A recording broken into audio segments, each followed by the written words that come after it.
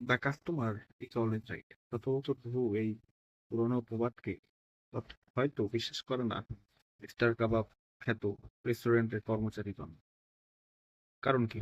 কারণ আপনারা 3 দিন আগেই দেখেছেন যে একজন লোককে আপনার বিকালের দিকে তাকে যেভাবে আক্রমণ করা হয় শারীরিকভাবে, এটা দেখে আমরা শিহরে উঠেছি যারা আপনার সাধারণ কাস্টমাররা রয়েছে বা যারা আপনার ভোক্তারা রয়েছে।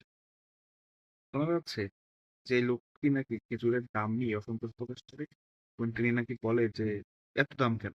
এরপরেই নাকি স্টার কাবাব পুরোনো ঢাকার এই শাখার কর্মচারীরা তার উপর তেড়ে আসে। কিন্তু কিভাবে তেড়ে আসে এটা আপনারা ভিডিওতে দেখেছেন। সামাজিক যোগাযোগ মাধ্যমে দ্রুত এটা ভাইরাল হয়। হ্যাঁ, এটা ঠিক। অনেক মানুষ রেয়ার দিচ্ছেন বা অনেকে ফান হিসেবে শেয়ার করছেন, বাট এটা মোটেই ফানি কিছু না। কারণ আজ ওই লোকটা ওখানে বক্তা হিসেবে যে আচার আচরণের শিকার হবে, কাল আমি বা আপনি হব পরবর্তী এদের টার্গেট।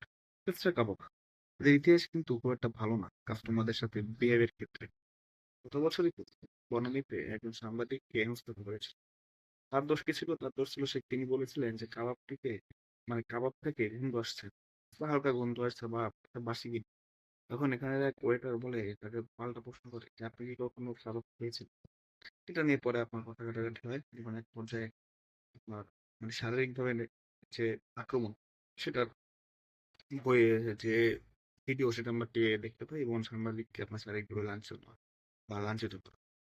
তখন অনেকে আপনার এটা মজার ছলে নিয়েছিল।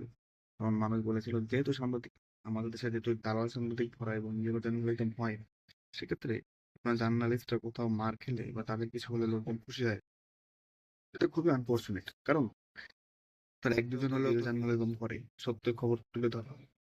সো ওই যে পাপি মরে 10 বার নিয়ে। সো স্টার কাবাবের ওটা ছিল আপনার বনানী শাখায়।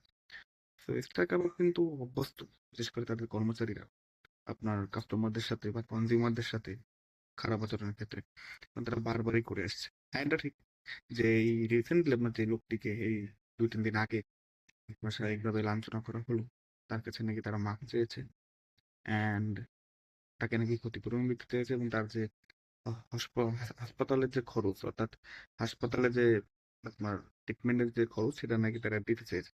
ওই লোক নাকি আপনার 1,000 এতিমকে খাওয়ানোর কথা বলেছে। এটা ভালো জিনিস। তারা নাকি রাজি হয়েছে।